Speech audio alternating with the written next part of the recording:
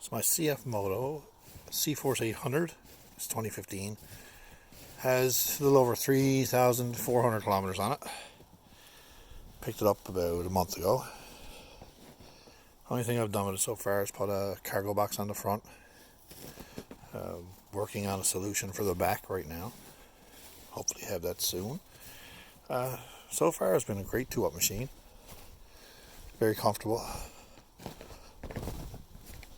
Planning on doing a lift on it. I might actually do a homemade lift with a bracket. A-arm seems strong enough to do that.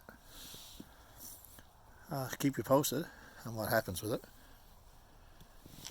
Overall though, it's been a good machine. Haven't had no issues with it whatsoever. A couple loose bolts, but very common with CFMOTO, with some steerage linkage bolts coming loose. So I went through the whole machine after I got it, and yeah, loving it.